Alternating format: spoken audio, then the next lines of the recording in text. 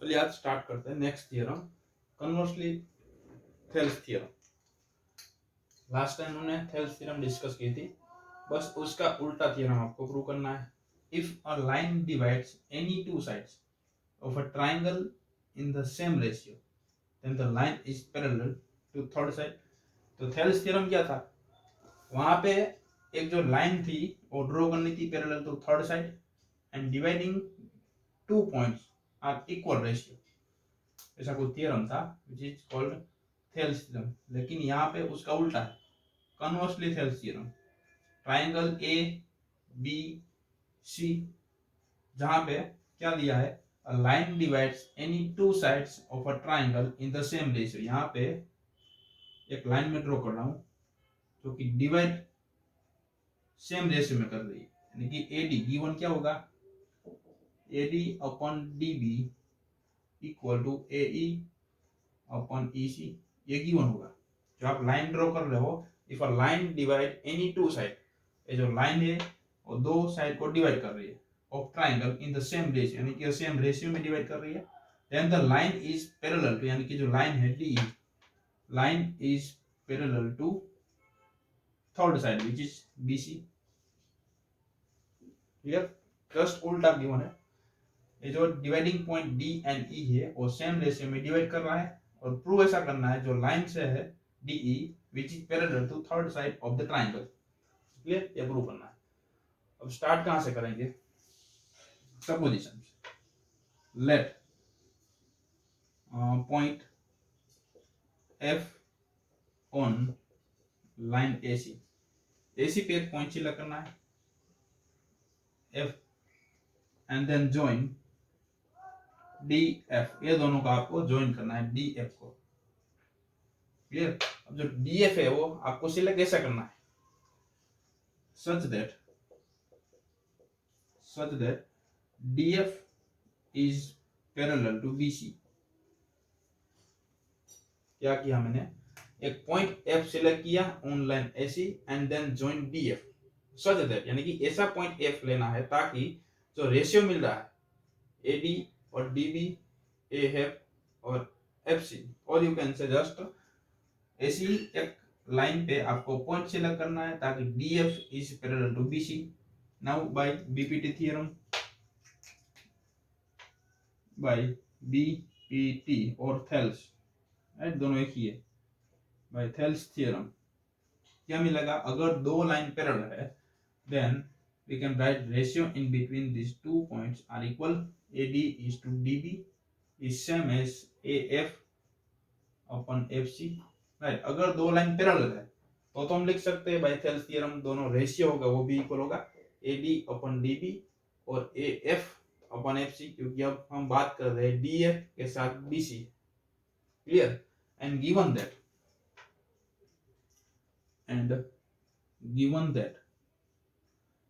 what, AD upon DB equal to AE upon EC। suppose this one is equation number 1 and this is 2, ये तो given है। now from equation number 1 and 2 क्या मिलेगा, दोनों equal है। देखो left hand side are equal, it means right hand side will be equal, AF upon FC upon AE upon EC।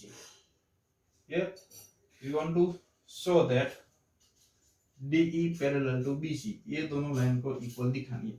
यहाँ पे ऐसा पॉसिबल तो है ही नहीं क्योंकि एक ही लाइन पैरेलल होगी, लेकिन हम सपोजिशन जो लिया उल्टा दिखा देंगे आपको। क्लियर? आपको ऑटोमेटिक पता चल जाएगा लास्ट में। अभी जो इक्वेशन 1 और 2 का यूज किया वहां से आपको एक condition milli, AF upon FC is equal to AE upon EC। now add 1 on both side plus 1 and AE upon EC plus 1, right?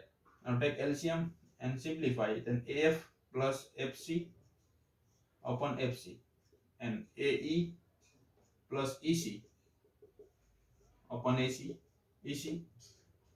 AF plus FC is equal to AC or FC as it is, right? from A to F and F to C it will be AC। same process, AE plus EC A E plus E C, वो भी क्या होगा, A C होगा। A E plus E C is equal to A C. Now A C will cancel. Now 1 upon F C equal to 1 upon EC. Now take reciprocal on both sides, then E or CF is same as CE. ये दोनों equal दिखा दिए। अब इसका मतलब क्या, distance from C to E is same as distance from C to F। ये तो कैसे पॉसिबल है, विथ वन कंडीशन। एक कंडीशन होगी तभी ये पॉसिबल होगा ना, क्योंकि C से लेके F तक जाओ या C से लेके E तक जाओ, दोनों एक ही डिस्टेंस है। It means what, therefore point F and point E are same। ये दोनों एक ही होगा ना, F और E ये दोनों पॉइंट है, तभी उसका distance from C to equal कब होगा, EC और FC का डिस्टेंस सेम कब होगा, जब पॉइंट दोनों एक ही होगा तब। therefore point E and F are equal,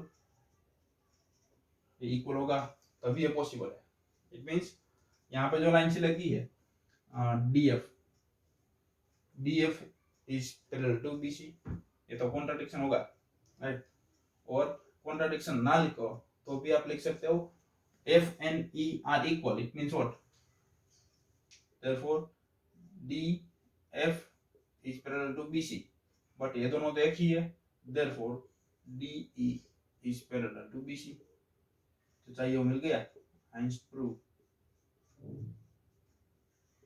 right. Thales theorem का यूज किया यहाँ पे, जो थेल्स थ्योरम है वो याद है तो आप ये लिख सकते हो, ये कंडीशन और ये कंडीशन गिवन है स्टेटमेंट में, तो फ्रॉम 1 and 2 आप यहाँ से स्टार्ट कर सकते हो। और एक बात, एग्जाम में ऐसे क्वेश्चन आएंगे, कन्वर्सली थेल्स थ्योरम, अगर आपको सिर्फ इतना ही पूछा है प्रूव एंड स्टेट, या तो state and prove, question number 1 ऐसे भी आ सकता है, state and prove conversely Thales theorem, तब आपको स्टेटमेंट लिखना है। ओके, स्टेटमेंट का 1 मार्क्स है, उसके बाद जो गिवन है वो लिखना है, एंड देन टू प्रूव क्या करना है वो भी लिखना है, उसके बाद आपकी प्रूफ स्टार्ट होगी। ये 4 स्टेप है। ओके, स्टेटमेंट का भी 1 मार्क होगा जब स्टेट एंड प्रूफ पूछा है तब। अगर डायरेक्ट यही पूछा है तो आपको वो भी बताना चाहिए, कन्वर्सली थेल्स थ्योरम मींस उसका स्टेटमेंट यही होगा। स्टेटमेंट में लिखना है 3 लाइन, ज्यादातर ऐसे ही पूछते हैं, state and prove conversely Thales theorem. अगर इस लाइन में क्वेश्चन आते हैं तो आपको स्टेटमेंट में 3 लाइन लिखनी है कंपलसरी, उसके बाद गिवन टू प्रूव तो है ही सब में, राइट। और अगर इस तरह से लाइन आती है तो भी आपको पता होना चाहिए ये जो 3 लाइन है उसका मीनिंग थेल्स थ्योरम होगा कन्वर्सली। क्लियर, तो ध्यान रखना, ये मोस्ट टाइम पे क्वेश्चन है, Thales and conversely Thales. Okay, छोड़ना नहीं इसको।